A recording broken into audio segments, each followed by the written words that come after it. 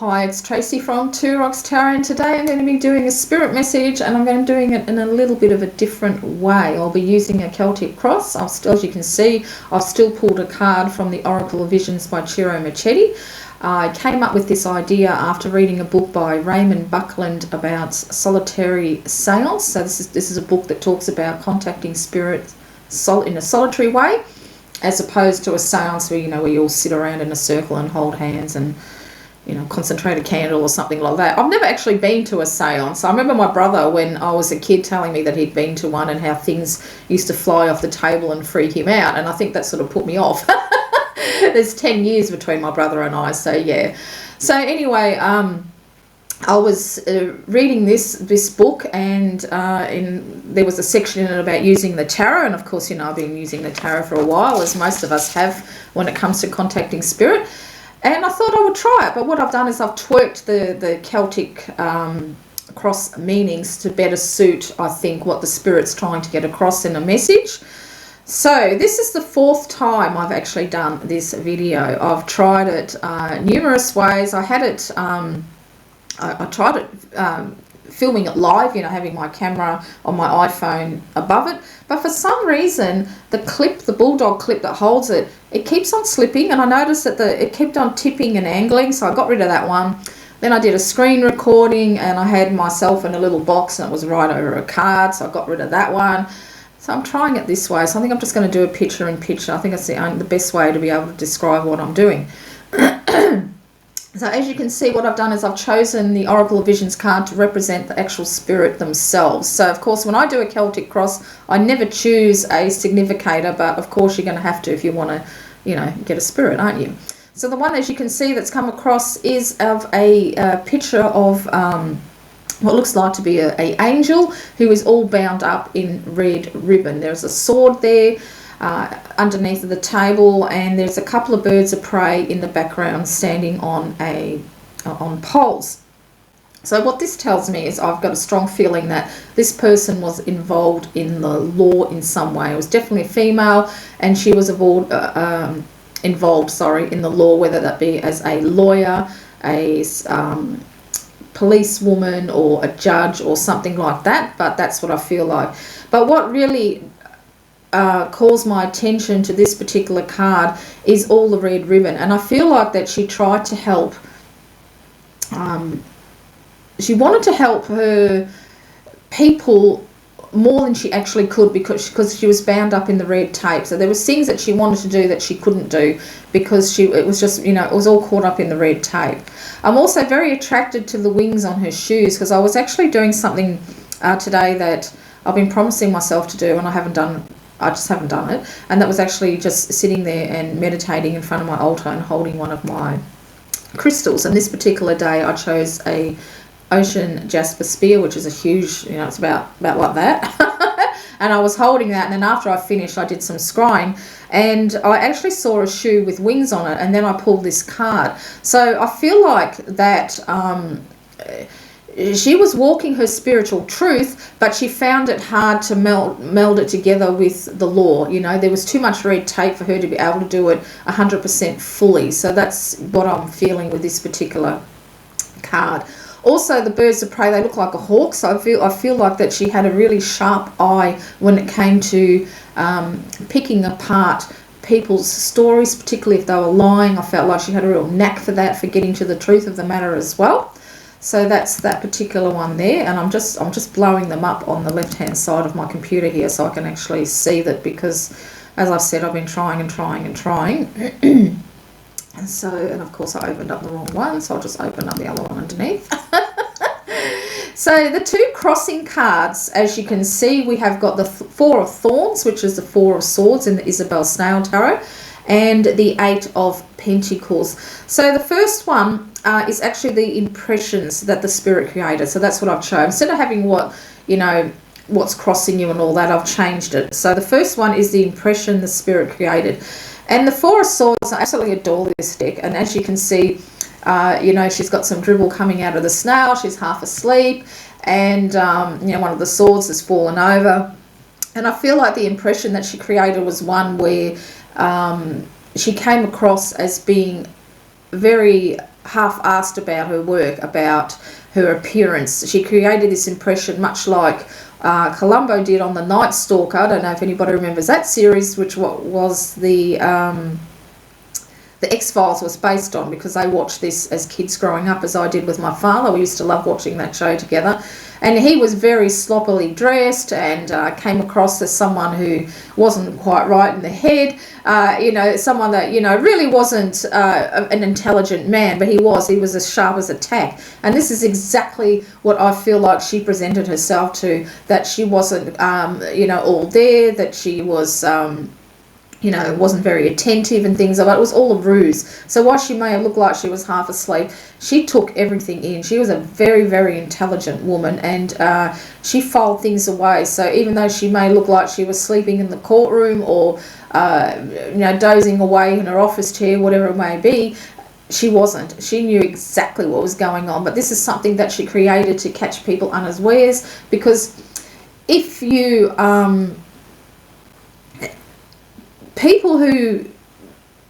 if people think that you're not that intelligent or, like that, they tend to reveal things that they wouldn't do to someone who was like, come across as all switched on. And I think she used that to her advantage. So she played up on being not that smart when she was very, very intelligent. And people would reveal things. They'd fall into her trap and they'd reveal things that they normally wouldn't. And she could use that against them. So she'd file that away. When we come to number 2 is I've made that position as what she struggled with. And what really attracts me with this is the actual compass in the middle of this particular card. So in the pagan witchy way, the north represents the earth, the south is fire, east is air, and west is water. And I think as she got older, she wanted to change her career direction, and I'm really drawn to the paintbrush with the paint dripping out the end, and that's what the actual snail is focused on. I feel like that she wanted to do something more on an artistic side, but I don't know if she could do it. She struggled with it. She wanted to focus on her artistic side, but her day-to-day job in law was what was brought home the bacon and what put the money on the food on the table. So she struggled with that because she really wanted to do something more creative, but she felt like that she couldn't because of the because the job that she had brought in the money, basically. So that's the 2 cards. So now we come to card number 3, which is actually the Hierophant. And with this one, in a normal, so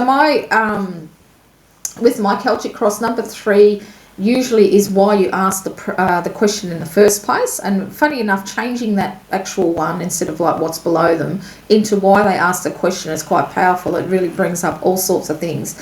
What I've changed it to is what happened, the spirit's early life, like an event or something that happened in an early life.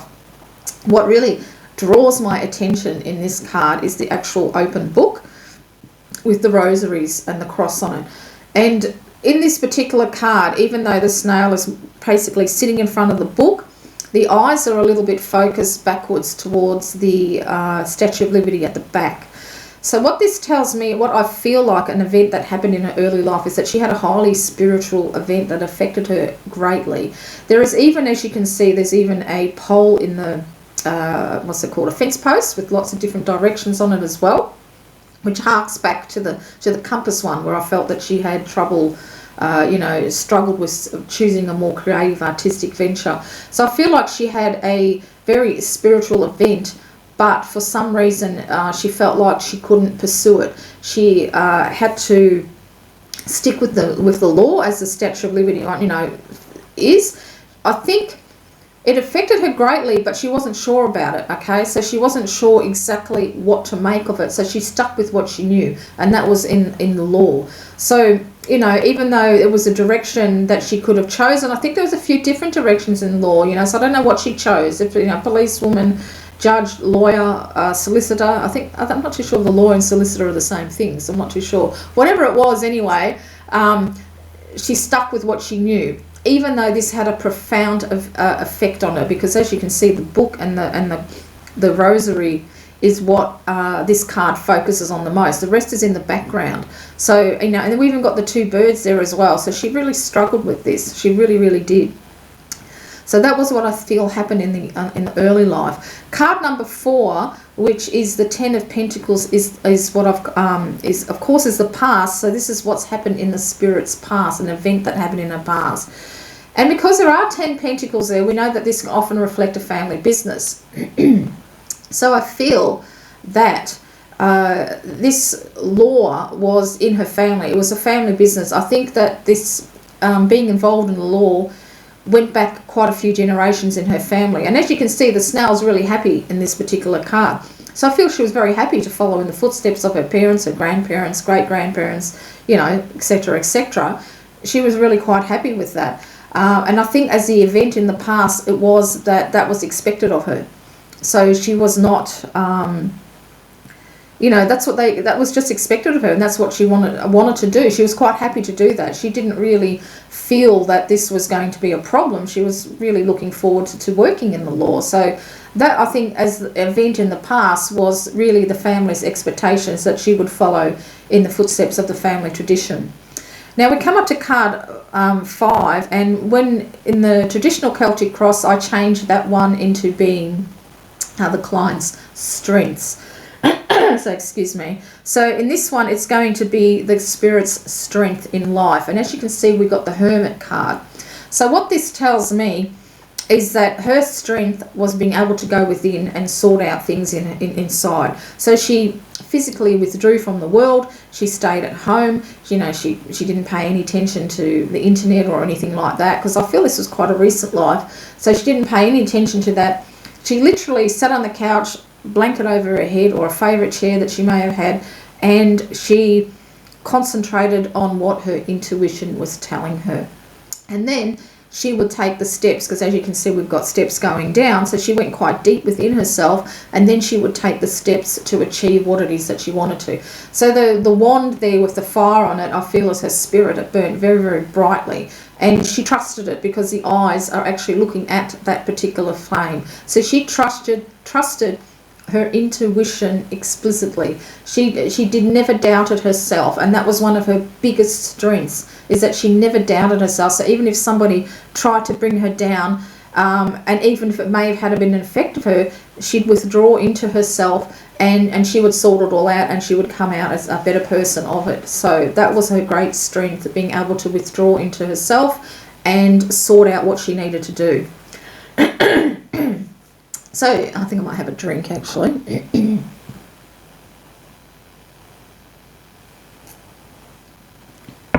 Actually, it's my breakfast. I'm still doing them diet shakes, so slowly losing weight. So card 6 usually represents the future. So what I've changed it here is this card is going to relate to any legacy that the spirit may have left. Anything for which she will be especially remembered for. And we've got the 4 of Pentacles here. So I think her legacy is that she brought great stability into people's lives, into her clients' lives, into her friends' lives. No matter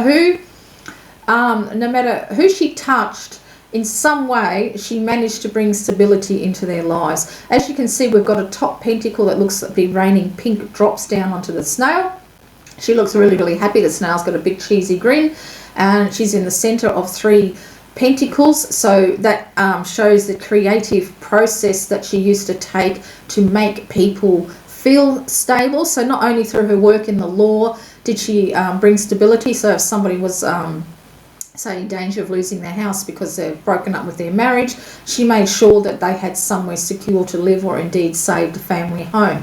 So that was the creative process. So not only did she think of of ways to do this within the law, but she thought outside of the square. She thought of creative ways to bring stability into her clients, friends, families' lives, whoever it may be. So I think that was her greatest legacy. So I think that when she passed, when people think about her, they think about the stability that she actually brought into their lives.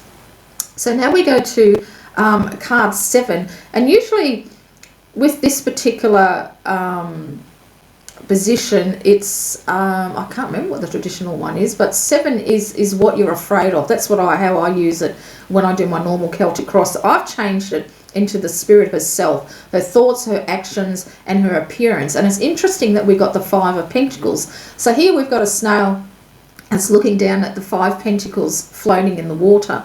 And what I feel this represents is, in the traditional Rider-Waite image, we have a couple of beggars, one on crutches, walking past a church window where, you know, they're walking past their salvation. So what I feel this represents is harks back to the 4 of Swords, where she deliberately dressed down. So I feel like that her appearance, she may have had a, you know, her shirt was always, you know, one shirt was untucked and hanging out over her skirt. Her suit jacket could have been crumpled, could have had hair on the lapel. You know, she come across as being very sloppy. She may even had lipstick on her teeth, you know, that sort of thing. So I think appearance-wise, it was very, very creatively done. You know, it really was done to take to make people feel at ease and think, what a joke, you know, I'll be able to pull the wool over her eyes type of thing. But, you know, it wasn't. It was very, very carefully crafted. So even though she mightn't have been happy doing this, because you can see this, you know, there's a bit of a, on the snail's mouth, it doesn't look like they're that happy about it, but she did it because she knew who she was. Because if you look at this snail's looking down into the water at the 5 pentacles, but there is an open space of water in the middle of these pentacles. She knew who she truly was, and indeed when she was at home she dressed immaculately, but this was something that she very, very carefully crafted to take, you know, to catch people unawares. So I think that's really quite important. So even though it might have annoyed her to do it, but, you know, she knew who she was, so you know, it was just something that she decided to do. So now we come to 8, which usually represents, you know, people around you. So I've changed this to represent people who were especially close to the spirit when they were alive, so such as close friends or blood relations, you know, etc. And so here we have got the 7 of Pentacles in this particular one. This particular card has a personal meaning to me, and I'll go into that in a minute. But what I'm attracted to the most is there is 4 pentacles, and there's a 5th one that's not attached to the actual branch. And I feel like that she could have had 4 siblings, okay? And the other 2 towards the right are the parents. But I feel like there was one sibling who either passed away or drifted away and was a little bit of a black sheep. I feel that's what was sort of like, you know, what was surrounding her, okay? So I feel like there was a group of 4 at least that she was quite close to, and it could be siblings, it could be friends, but I'm kind of feeling it's more siblings, okay? And, you know, they were very, very close. And even really when you think about it, the 5th one, it even could represent her passing, you know, and them thinking, you know, that group, you know, one of them is gone. But I don't think so. I feel like that this is another sibling or friend that drifted away from this close-knit group. So it could be family, it could be friends, you know. And I feel like there was 2 people, and I feel like it was her parents. I kind of feel like they're still alive, to be honest. And I feel like that they were very proud of her, but they didn't really let her know in some way. They kept them, I feel like they were a bit distant. Because if you look at these 2 pentacles, they're a little bit away. They're a little bit, you know, kept at a distance. And because of this, the 4 siblings were very, very close, okay? And that 5th one, I think that 5th one was either one that maybe passed away at birth, I got as well. Either that or a black sheep. So, you know, it could be 2. It could be a sibling that passed away at birth. It could even be a friend as well, because don't forget, this is not just family, but this position is for friends as well. So that's what I'm feeling. Now, also, because those of you who know me and follow my channel, you know that my dog Oscar passed away on Halloween last year, so this is coming up to the 1st anniversary of his death. Now, the colour of him was very much like the snail's shell.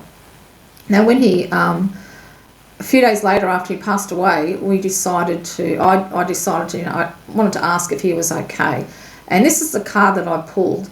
And as you know, he went blind, and we spent $6,500 for an operation on his eyes so he could get them fixed, cataracts removed and all that sort of thing. Got his sight back. He was his happy little self again, and 2.5 weeks later both his retinas detached and he went blind again, and he just went downhill from there. So, you know, even though that vets say that animals can cope being blind, well, he couldn't. It was really traumatizing for him. He was constantly scared. It was just freaking horrible. So, you know, when I saw that, I pulled that card. The first thing I thought, he's sitting in there taking the view on the other side. He's literally looking at everything that he missed out on in the last couple, you know, years of his life. I think it was a year he was blind. He went downhill pretty quick. And it made me feel really good. And he is that colour. He was that beautiful. They call them apricot pugs because he was a really beautiful reddish colour. He was just a gorgeous dog. He really was. So if I can, I might put a photo up on for those of you who don't know what he looked like. And that's made me feel really, really good that he's sitting there taking in the view of all the things that he missed out. And I feel that she had a Pomeranian that she was very, very close to, because Pomeranians are quite small, dainty, very fluffy, the same colour. And I feel like that she is with this dog on the other side. I think she was devastated when he passed. I'm thinking it's a female dog she had. And I nearly got a name then. Puffy, Muffy, something like that. She may have called it, I don't know. But I feel like that's what they're doing now. They've been reunited on the other side. And they're sitting down there together and they're just taking in the view and enjoying each other's company. So that's the reason why I said what this card means to me, because I feel like that she had an animal. I feel like it was a Pomeranian that she was very, very close to. And she was devastated when she died. But they're together now and they're taking in the view on the other side. So number 9 is usually the hopes and fears position, which I thought was kind of a bit silly to have in a spirit message. So I changed it to who came for them when they first crossed over. So who was it that greeted them on the other side? And we've got the Knight of Wands here. Now, so I feel it was a young male, or either it could have been an older male who had a very young spirit, but I'm kind of more pulled to being a younger male.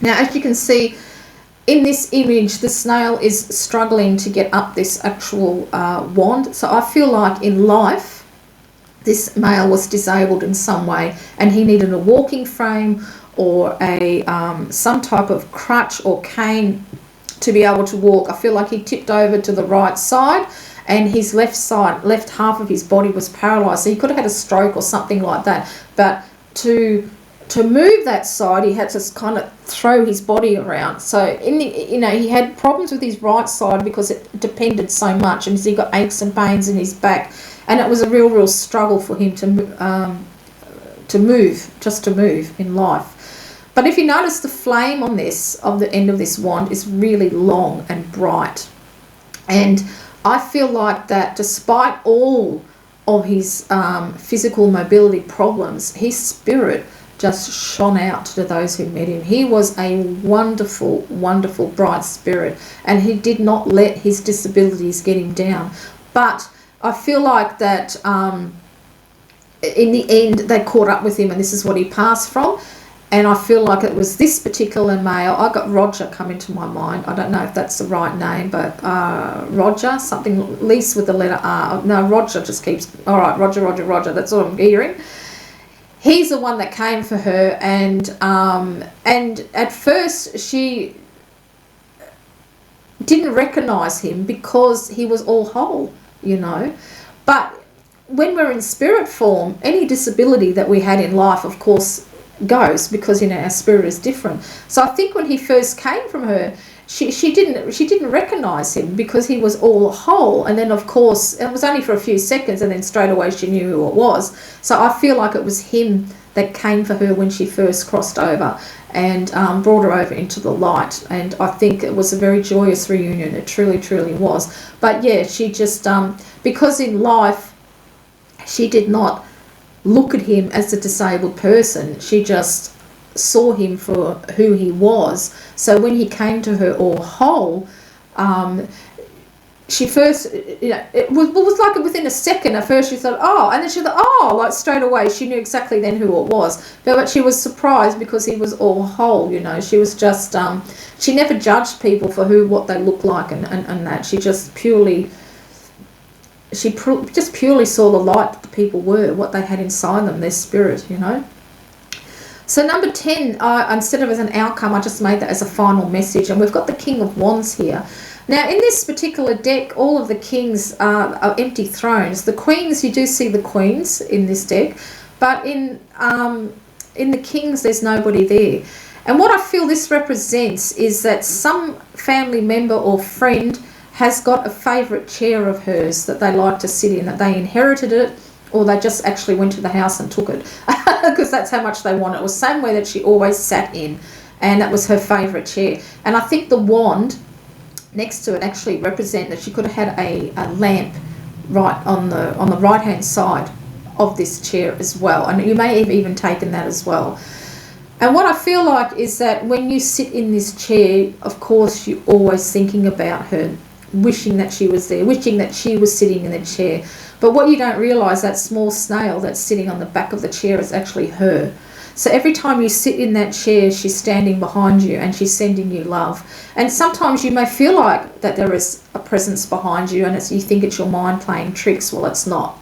And as I say this, every time I come to this one, because don't forget I've done this is the third time I've done this reading, I can feel like that there are hands on my back supporting me, you know, and this is what she did in life, and this is what she's still doing in spirit. She's still supporting you. So it's not your mind playing tricks, okay? Every time you sit in that chair, she's literally behind you. I'm also drawn to the crown, and when I actually first pulled this for, because I dropped the deck and I picked it up reversed, upside down, so all that row come reversed, but I don't read reversals. So, but I did take note of the crown because I think that you may have someone, or if it was yourself who's got this chair, or someone else inherited a choker that she used to wear. She called it her good luck charm. She always wore it in court. And the point, so, you know, if you turn it upside down, the point is sitting, well, no, actually sitting right there. And it did have a jewel in the middle, much like that. It might have been as chunky, but I feel like she wore this type of choker, type of necklace all the time. And I feel somebody's got that as well. Someone, I don't know if it's the person who's got this chair, but somebody's inherited it. But she always wants you to know that when you sit in that chair, she often comes and stands behind you. And the present you feel is real. You do feel it. And also the flame, even though I said that was a lamp that was next to this chair, it represents her spirit that's burning brightly on the other side, and it's so bright that you're going to be able to feel it on this side as well. So look for signs, because she's going to be someone who will send you signs, but it'll be signs to do with stability, because don't forget, this is something that she's remembered for stability. So even inheriting this chair, because this is her thinking chair, is her way of offering the stability that she got from that chair, because every time she sat in that chair, she thought things through. And I kind of see her in a pink dressing gown with black pajama, very loose black, I don't know, slacks or pajamas, holding a glass of wine and just thinking. So, you know, and this is what she's doing. So the signs that you'll see are signs of stability. There's something that will, you know, whatever comes in, whatever sign it is, it's got to do with stability, because that's what she was remembered for, you know. And even these flowers, because we've got a few, you know, we've got 3 pentacle cards, no, 4. Maybe she even had these type of flowers. I've just got petunias, because actually, funny enough, I've got flowers like this out in my front garden that I've planted recently, and they're pink petunias, because I love petunias, because they remind me of my grandmother. So I've got some pink ones like that. So you may even have a plant of hers, or taken a cutting from her garden or something, and have it growing in your garden. But I feel like them pink flowers are a message again in itself as well. So there you go. That's it for this spirit message. I hope you've enjoyed the new format. I've really enjoyed doing it this way, and I think I'll continue doing so, because I think you just get that little bit more information. And I know Isabel Snail Tarot might seem like a funny deck, but it's a beautiful, sweet, gorgeous, cute deck, but it really is quite hard hitting. It really gets the messages that you need to hear out there. So I'll probably use this a lot. Of course, I'm going to try different decks, because I love to do that. And I will do it, probably I might try it with the Tree Tarot, not the other bestseller one, the Guardian Tarot, because of course she's the same creator. So I might even try it with that particular deck. But this is a beautiful deck, and you really do get the answers that you need to hear and see, I should say. So I hope you've enjoyed that, and until next time, this is Tracy.